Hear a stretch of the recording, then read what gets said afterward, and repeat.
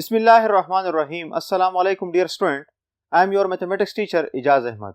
Student, आज हमने lecture number 21 discuss करना है एक्सरसाइज 5.5 में क्वेश्चन नंबर 3। क्वेश्चन नंबर 3 के अंदर फर्स्ट ऑफ ऑल आपको क्या होना चाहिए, ट्रिग्नोमेट्रिक्स इंटीग्रेंट है, यानी इंटीग्रेट इज ट्रिग्नोमेट्रिक। तो हमें इनडिफिनिट इंटीग्रल में जो हमने ट्रिग्नोमेट्रिक इंटीग्रल्स किए थे उसको हमने रिकॉल करना है, उसको हमने रिफ्रेश करना है। क्लियर? जो हमने एक्सरसाइज 5.1 में फॉर्मूले अकॉर्डिंग टू ट्रिग्नोमेट्रिक फंक्शन से जो आपके पास चार्ट था उससे आपने जस्ट क्या करना है, इनवर्स ट्रिग्नोमेट्रिक या ट्रिग्नोमेट्रिक के जो फॉर्मूले है वो रिफ्रेश करना है। सो क्वेश्चन नंबर 3 में क्या है, evaluate the following different integral. So first A part है integral pi by 2 to pi, इसके लिमिट्स क्या है, pi by 2 to pi cos x divide by 2 plus pi dx। Clear? अब इसको हमने फर्स्ट क्या करना है, इसके इंटीग्रेंट के बारे में फर्स्ट हमने सोचना है कि इसको हम इंटीग्रेट कैसे करते हैं, उसके बाद जाके हमने लिमिट पुट करना है।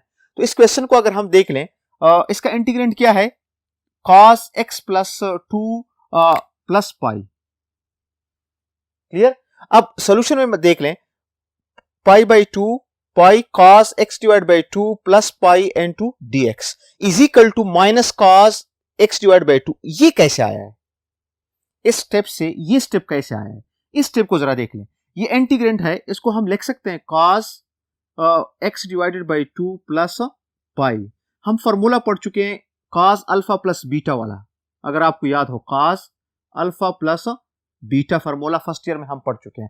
उस फार्मूले के तहत हम इसको लिख सकते हैं cos x divide by 2 cos pi minus sin x divide by 2 sin pi.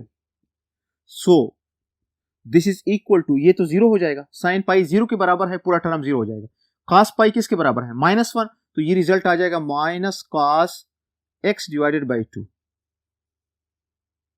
Clear? तो इसकी जगह मैं क्या लिख सकता हूं, ये वाला। क्लियर?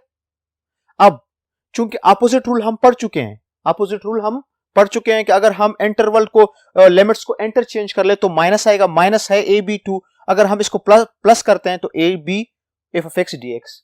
अब ये इंटीग्रल जो है, ये माइनस मैंने क्या कर दिया है, बाहर कर दिया है।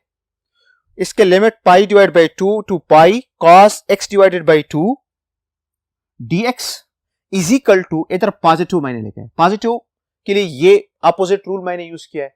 अपोजिट रूल में अगर आप लिमिट्स देख लें, first pi divided by 2 to pi, ये ऑलरेडी पॉजिटिव, अब पॉजिटिव से हमारे पास लिमिट इंटरचेंज हो जाते हैं। पाई डिवाइडेड बाई 2 ऊपर चला गया है और पाई नीचे, सेम ये अपोजिट रूल हमने यूज किया, is equal to cos x divided by 2 dx। यानी अब हमने इसको इंटीग्रेट करना है, यहां तक हमने सिंप्लीफिकेशन इसमें किया है, कंसेप्ट यूज करके इसको, अब इसको इंटीग्रेट करना है और इसका डिफिनेट इंटीग्रल फाइंड करना है। यानी फर्स्ट हमने इंटीग्रेशन के बारे में सोचना है, उसके बाद हमने जाके लिमिट पुट करना है, अपर लिमिट माइनस लोअर लिमिट। तो इसका इंटीग्रेशन हम क्या करते हैं, नेक्स्ट स्टेप पे देखते हैं, नेक्स्ट बोर्ड पे। Clear? Integral pi to pi by 2 cos x divide by 2 dx। अब इसको हमने इंटीग्रेट करना है, इसका इंटीग्रेशन फर्स्ट आपके लिए मैं रिकॉल कर लूं, फार्मूला हमारे पास क्या है कि integral cos kx dx divided is equal to minus sine kx divided by k plus c। So minus नहीं, ये पॉजिटिव है। kx डिवाइड बाई k क्या है, multiple of theta, plus c indefinite integral है, अगर हम लिमिट लगाते हैं तो c हम क्या हो जाएगा, ऑटोमेटिकली कैंसिल। इधर हमारे पास क्या है, cos x डिवाइडेड बाई 2, यानी मल्टीपल हमारे पास क्या है, 1 डिवाइड बाई 2। इसको जब हम इंटीग्रेट करते हैं तो रिजल्ट क्या आ जाएगा, sine 1 divide by 2 x divided by 1 divide by 2। अब इस 2 को हम क्या करते हैं, 2 साइन x डिवाइडेड बाई 2, मैं इसको लिख सकता हूं। अब इधर देख लें, sine x divide by 2 divided by 1 divide by 2, ये मल्टीपल है k, जिसको हम k कहते थे। अब चूंकि k 1 डिवाइड बाई 2 में है तो अक्सर स्टूडेंट इधर कंफ्यूज हो जाते हैं, 1 डिवाइड बाई 2 इसके साथ क्या है, मल्टीपल में है। 1 डिवाइड बाई 2 लिमिट हमने लगा दी है पाई बाई 2 टू पाई, सो ये ऊपर आ जाएगा 2 sine x divide by 2 limit pi by 2 to pi, ये लिमिट आ जाएगा पाई टू पाई बाई 2। अब नेक्स्ट हमने अप्लाइंग लिमिट करना है, क्या करना है, अप्लाइंग लिमिट, सो अगर हम लिमिट अप्लाई करते हैं तो इधर लिमिट देख लें, 2 into साइन पाई एक्स की जगह हमारे पास क्या आ जाएगा, पाई by 2 divided by 2 minus lower limit, minus lower limit क्या आ जाएगा, साइन एक्स की जगह पाई डिवाइड बाई 2 आ जाएगा। So this is equal to 2 into sine, ये पाई बाई 2, 2 इसके साथ मल्टीप्लाइड हो जाएगा 4 पाई by 4 minus sine pi by 2।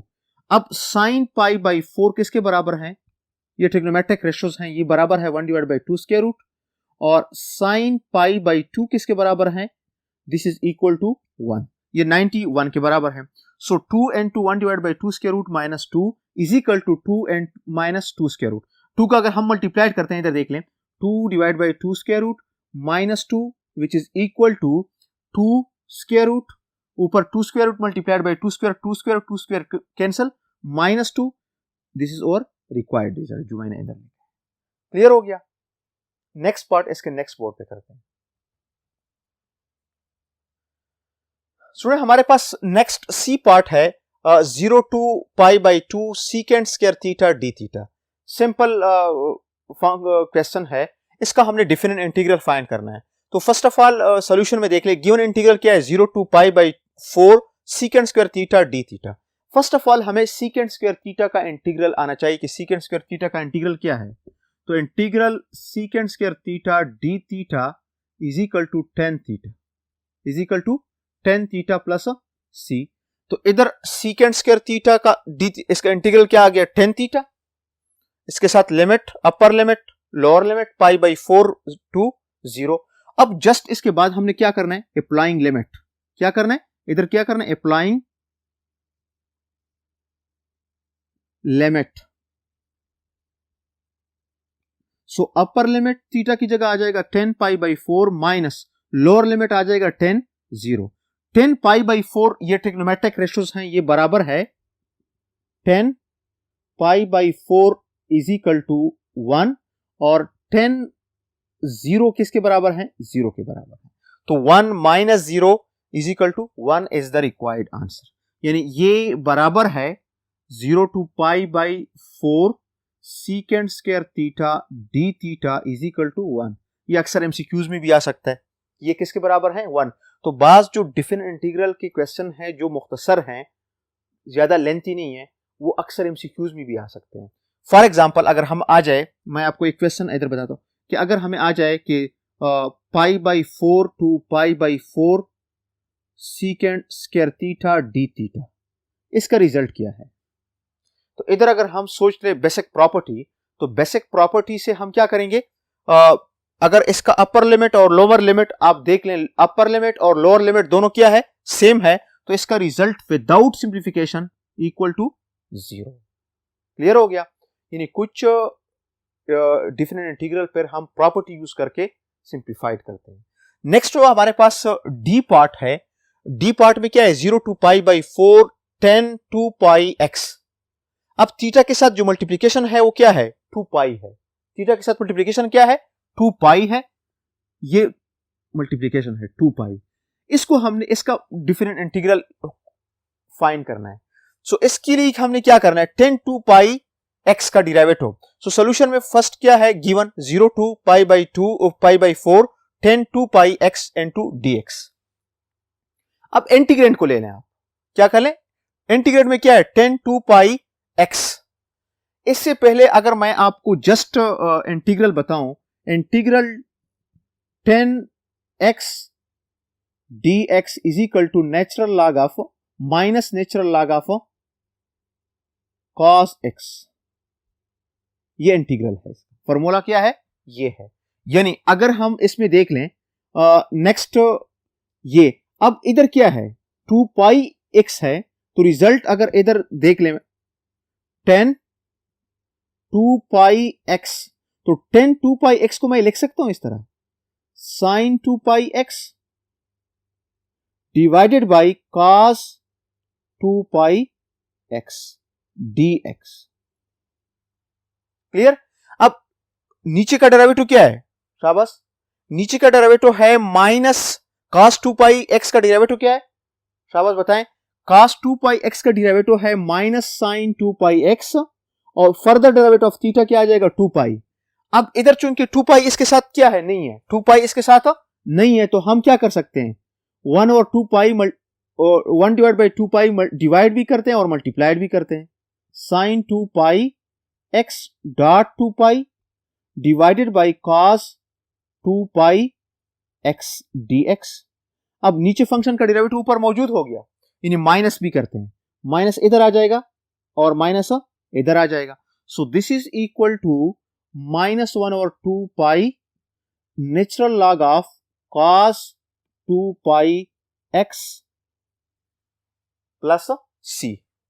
इधर चूंकि हमने शॉर्टकट रिजल्ट लिखा है माइनस 1 डिवाइड बाई 2 पाई, अक्सर स्टूडेंट इसमें कंफ्यूज हो जाते हैं कि 1 डिवाइड बाई 2 पाई कैसे आएगा। तो ये बेसिकली ये वाला पोर्शन मैंने किया है, ये इसमें एक्सप्लेन किया है मैंने, जो ब्लैक पेन से लिखा है तो इसमें ऑलरेडी ये स्टेप एक्सप्लेन है। अब माइनस है तो अगर हम लिमिट चेंज कर लें तो ये माइनस क्या हो जाएगा प्लस, ये जीरो ऊपर चला जाएगा, पाई बाई 4 नीचे आ जाएगा। अब हम क्या करेंगे अप्लाइंग लिमिट, क्या करेंगे अप्लाइंग लिमिट। तो अप्लाइंग लिमिट में हम क्या करते हैं, ऊपर जीरो पुट करते हैं, 1 divide by 2 pi natural log of cos 0, zero की जगह 2 पाई 0 मल्टीप्लाइड बाई 0 आ जाएगा, minus natural log of pi square, अगर हम x की जगह पाई पाई 4 पुट करते हैं तो 2 पाई x ये इधर आ जाएगा 2 पाई पाई बाई 4। सो 2 जार 4 पाई स्क्वायर डिवाइडेड बाई 2 आ जाएगा। तो इधर रिजल्ट आपके पास आ जाएगा natural log of cos pi square divide by 4 आ जाएगा। So 1 divide by 2 pi is equal to natural log of cos of 0 किसके बराबर है 1 के बराबर है, और natural log of cos pi square divide by 4 किसके बराबर है, वो इसके बराबर है। अब इसके बाद हमने क्या करना है, this is equal to 1 divide by 2 pi, इसका नेचुरल लॉग ले लें और इसका नेचुरल लॉग ले लें, ये आपने खुद करना है, और इसको माइनस करके 1 डिवाइड बाई 2 पाई पे डिवाइड करके जो रिजल्ट आ जाए वो हमारा क्या होगा, आंसर। क्लियर हो गया। कैलकुलेटर से आप हेल्प ले सकते हैं। Natural log of 1, natural log of 1 किसके बराबर है, ये तो ऑलरेडी अंडरस्टूड है, ये हम करते रहे हैं। तो नेचुरल लॉग ऑफ 1 का हमें पता होना चाहिए, मुझे पता नहीं है कि नेचुरल लॉग ऑफ 1 किस चीज के बराबर है, ये आपने खुद देखना है घर जाके कि नेचुरल लॉग ऑफ 1 किसके बराबर है, फिर मुझे भी बताना है। और नेक्स्ट जो है नेचुरल लॉग ऑफ 0.2158 भी कैलकुलेटर से आप फाइंड करेंगे। क्लियर, तो ये इसका आंसर आ जाएगा, इसको आप देख सकते हैं। नेक्स्ट पार्ट नेक्स्ट बोर्ड पे करते हैं। चलो हमारे पास ई पार्ट है integral 0 to 1 divide by 1 plus x square dx। अब इसका डिफरेंट इंटीग्रल हमने फाइंड करना है, लेकिन अगर इसके इंटीग्रेट में हम देख लें, इंटीग्रेट में हमारे पास फार्मूला कौन सा है, आपको जरा रिकॉल करता हूं। अगर हम डेरिवेटिव ले लें D D x tan inverse x का, तो इसका रिजल्ट क्या आता है 1 प्लस एक्स स्क्वायर। अब अगर हम इसका इंटीग्रेंट ले लें 1 plus x square d x is equal to 10 inverse x plus c आ जाएगा। तो इसको देख लें और इसको देख लें, लेकिन हम एक सब्स्टिट्यूशन भी पढ़ चुके हैं कि अगर हमारे पास a square plus x square या a square plus x square square root हो तो हम सब्स्टिट्यूशन क्या करते हैं ए टेन थीटा। तो इसको अगर हम बाय मेथड ऑफ सब्स्टिट्यूशन करते हैं तो मेथड ऑफ सब्स्टिट्यूशन से हमारे पास क्या आ जाएगा, ये एक्स, इसमें हम एक्स को पुट करेंगे टेन थीटा, लेकिन आपने स्टूडेंट फिर इसके साथ ये लिमिट भी इंटरचेंज करना है, क्योंकि हमारा क्वेश्चन फिर थीटा में कन्वर्ट होगा, थीटा के लिए आपने लिमिट भी चेंज करने हैं। लेकिन हमें क्या इसका डिफिनेट इंटीग्रल फाइंड करने, हम डायरेक्टली ये फार्मूला यूज करते हैं। सो सॉल्यूशन इसका देख लें, 0 to 1 divide by 1 plus x square dx। So this is equal to 10 inverse x 1 0। So this is equal to, अब अपर अप्लाइंग क्या कर लें, applying limit, applying limit. So 10 inverse 1 minus 10 inverse 0। So this is equal to 10 inverse 1 किसके बराबर है? 10 inverse 1 बराबर है pi by 4। Inverse अगर हम 10 पाई बाई 4 लेते हैं तो वो रिजल्ट किसके बराबर? 1 के बराबर है। अगर हम 10 को उधर शिफ्ट कर लें तो 10 इनवर्स किसके बराबर आ जाएगा? पाई बाई 4। तो ये आ जाएगा पाई बाई 4 और 10 इनवर्स 0 किसके बराबर है? 0। So this is equal to pi by 4 is the required answer. Clear? यानी ये जस्ट हमने इसको इंटीग्रेट किया 10 inverse x 1 0 applying limit 10 inverse 1 minus 10 inverse 0 और 10 इनवर्स 1 किसके बराबर है? Pi by 4 minus 0। 10 इनवर्स 0 10 0 0 के बराबर है। इनवर्स भी ऑलरेडी किसके बराबर है? 0 के बराबर। इस तरह इसको जरा देख ले, 10 इनवर्स 0 इज इक्वल टू 0, यानी 10 0 इज इक्वल टू 0। अगर हम 10 उधर शिफ्ट कर ले तो 10 इनवर्स किसके बराबर आ जाएगा? 0 के बराबर आ जाएगा। तो ये बेसिक चीजें है, इसलिए मैं आपको साथ साथ बताता हूं कि आपको क्लियर हो जाए। अक्सर स्टूडेंट फिर इससे कंफ्यूज हो जाता है कि इसको ऑलरेडी बेसिक नहीं आता है और टीचर उसके लिए छोड़ देते हैं। ठीक है, और एक चीज आपको ये क्लियर होना चाहिए कि आपके साथ जो आपका जो इनडिफिनिट इंटीग्रल का फार्मूला है वो आप क्लियर होना चाहिए। दूसरा, अगर आप मेथड ऑफ सब्स्टिट्यूशन यूज करते हैं तो आपके माइंड में जो हमने स्पेशल सब्स्टिट्यूशन पढ़े हैं, evaluate algebraic function using substitution of trigonometric functions, तो ये ट्रिग्नोमेट्रिक फंक्शन की सब्स्टिट्यूशन हम करते थे। ठीक है, तो उसके बाद हम जस्ट अप्लाइंग लिमिट करते हैं, लिमिट के बाद हम इसका आंसर फाइंड करते हैं। तो पाई by 4 is the required answer. Clear? Next question जो है, इस क्वेश्चन 3 का लास्ट पार्ट जो है वो हम नेक्स्ट बोर्ड पे डिस्कस करते हैं। स्टूडेंट, हमारे पास क्वेश्चन नंबर 3 का लास्ट पार्ट है 2 अंडर रूट 2 ये इसके लिमिट्स हैं। यानी a क्या है? 2 अंडर रूट है और b क्या है? 2 है। Integrate 1 divide by x into x square minus 1 square root. Again अगर आपको मैं फॉर्मूला रिकॉल कर लूं, so integral 1 divide by x into x square minus 1 dx is equal to secant inverse x plus c। अगर हम limit इसमें apply करते हैं तो c ऑटोमेटिकली रिमूव हो जाएगा। तो चूंकि हम इनडिफिनिट इंटीग्रल की फॉर्मूले इसलिए लिखते हैं क्योंकि हमने इनडिफिनिट इंटीग्रल्स को भी देखना होता है। तो इनडिफिनिट इंटीग्रल और इसमें जस्ट लिमिट का फर्क कि हम इसमें लिमिट लगाते हैं या क्या करते हैं, हमारे पास फंक्शन जो होता है, इंटीग्रेंट जो होता है वो क्या हो जाता है? बाउंड हो जाता है। दिस इज इंटीग्रेंट, तो ये बाउंड हो जाता है इस लिमिट लगाने से। ठीक है, अब नेक्स्ट दूसरी बात क्या है कि इसको हम बाय मेथड ऑफ सब्स्टिट्यूशन भी कर सकते हैं। हम पढ़ चुके कि अगर x square minus a square हो या x square minus a square square root हो तो इसमें हम x is equal to a secant theta substitute करते हैं। अगर हम इसको method of substitution, for example आपको क्वेश्चन आ जाए कि इसको मेथड ऑफ सब्स्टिट्यूशन से कर लें, लेकिन जब भी डिफिनेट इंटीग्रल का क्वेश्चन आता है तो आपसे कभी भी ये नहीं कहा जाता है कि आप इसको फलाना मेथड से कर ले, फलाना मेथड। आपको जस्ट ये कहा होगा कि evaluate the following in definite integral. फिर आपने उस इंटीग्रेंट के लिहाज से देखना है कि उस इंटीग्रेंट के लिहाज से हम कौन सा फार्मूला यूज कर सकते हैं। तो इसमें इंटीग्रेट की लिहाज से अगर हम फार्मूला ये वाला यूज कर ले, सो सिंपल। अगर हम मेथड ऑफ सब्स्टिट्यूशन पे जाते हैं तो फिर हमने लिमिट्स को भी क्या करना है? सब्स्टिट्यूट करना है। सो सॉल्यूशन इसका देख लें।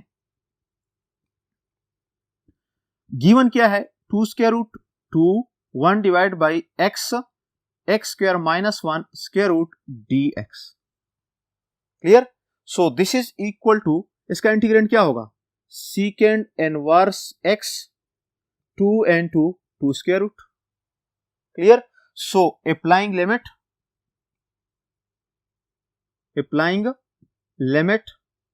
यानी लिमिट हमारे पास क्या है? ये वाला और ये वाला, upper limit minus lower limit. So this is equal to secant inverse 2 minus secant inverse 2 square root. So this is equal to secant inverse, अब सीकेंड इनवर्स 2 किसके बराबर है? Pi by 3 minus secant inverse 2 square root किसके बराबर है? Pi by 4 which is equal to, इसका LCM ले लें 12, इसका एलसीएम आ जाएगा 4 pi minus 3 pi is equal to pi divided by 12 is the required answer. Clear हो गया? यानी लास्ट टू पार्ट के जस्ट सिंपल फार्मूले हैं। एक फार्मूला टेन इनवर्स एक्स का है और दूसरा फार्मूला सीकेंड इनवर्स एक्स का। फिर उसके बाद अप्लाइंग लिमिट। अप्लाइंग लिमिट में अगेन मैं बार बार आपको कहता हूं कि आपने कैलकुलेटर का हेल्प लेना है मस्ट। बाज सिंप्लीफिकेशन बहुत मुश्किल आ जाते हैं कि उसको सिंप्लीफाइड करना पेपर के दौरान नहीं हो सकता है कम से कम।